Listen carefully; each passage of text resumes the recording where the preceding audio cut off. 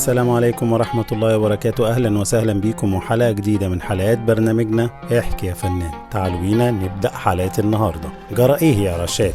أمال فين زينات صدقي؟ ده اللي قاله السادات بنبرة صوته المعهودة اللي كلنا عارفينها لرشاد رشدي لما قرأ قائمة الفنانين اللي قدمها له للتكريم في عيد الفن سنة 1976. الحقيقة تقول زي ما تقول عن السادات، إنما هو كان مهتم بأحوال الفنانين خصوصا الكبار والعظام.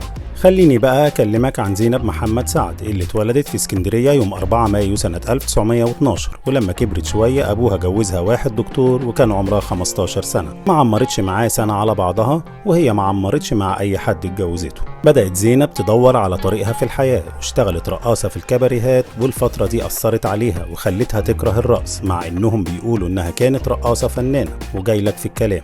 إنما هي كرهت الرقص في الفترة دي وبدأت تحاول في التمثيل. زكي طليمات كان عامل مدرسة للتمثيل في اسكندرية، دخلتها وأكتر حاجة اتعلمتها هناك إن هي لو قعدت في اسكندرية 100 سنة مش هتعمل حاجة، لازم تنزل مصر المحروسة وتشق طريقها. نزلت على مصر وراحت على كازينو بديعة واشتغلت الأول ويتر لحد ما قدرت تخلي بديعة تختبرها، وبديعة شافت إنها تنفع رقاصة. وده اللي يخليني أقولك إني مصدق حكاية إنها رقاصة جامدة. مدام بديعة قالت يبقى صح.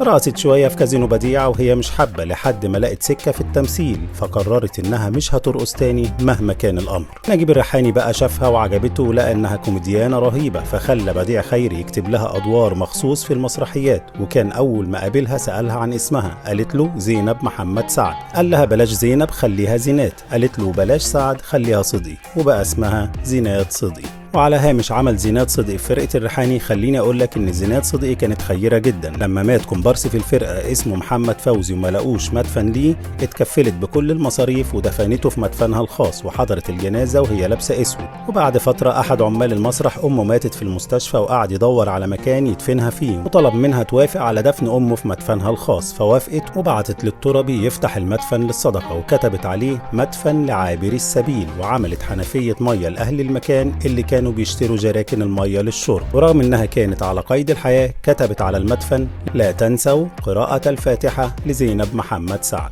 نرجع بقى نكمل الحكاية. زينات كانت حلوة ومزة وكل الناس اللي عرفتها قالت كده، بس لما المخرجين شافوها انها تنفع في دور البنت الوحشة العانس ما منعتش، بالعكس كانت بتجتهد تبان وحشة. اشتغلت زينات صدقي في السينما وفضلتها على المسرح اللي كانت بتشتغله في اوقات متقطعة، واعتزلته تماما اواخر الخمسينات. وفي السينما اكيد مش انا اللي هقولك على ثانية ترتر في شارع الحب، ولا حميدة في ابن حميدو، ولا عديلة في العتبة الخضراء، ولا صاحبة العصمة، ولا الستات ما يعرفوش يكذبوا ونهارك سعيد، ولا كل الإفيهات اللي كانت بتضحكنا واحنا صغيرين، من يختي جماله حلو، يختي شبابه حلو، كتاكيته بني، لإنسان الغاب طويل الناب، ويا قادر يا غادر يا سارق قلوب العذارة، وغيرها وغيرها من الإفيهات اللي كانت بتضحكنا حتى واحنا بنشوفها للمرة الألف. فضلت زينات تشتغل لحد نص الستينات وقدمت حوالي 400 فيلم واكتسحت مجال الكوميديا النسائية، وفجأة ما بقاش حد بيشغلها ومش لاقي أي سبب لده.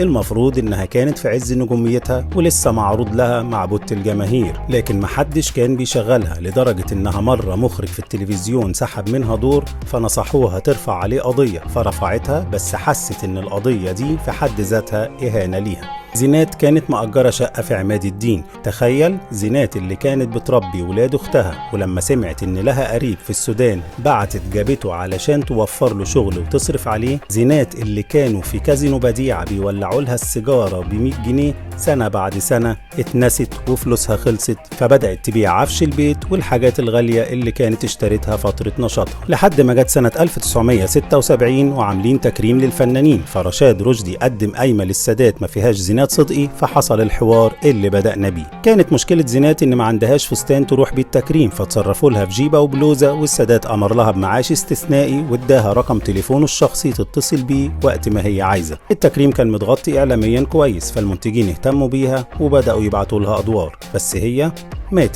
ماتت في 2 مارس 1978 عن عمر يناهز 64 سنة. ماتت زينات اللي أضحكت الملايين وما لقتش حد يمسح دموعها البائسة ولا يواسيها بكلمة ولا يسأل عليها، لحد ما كرمها السادات في عيد الفن.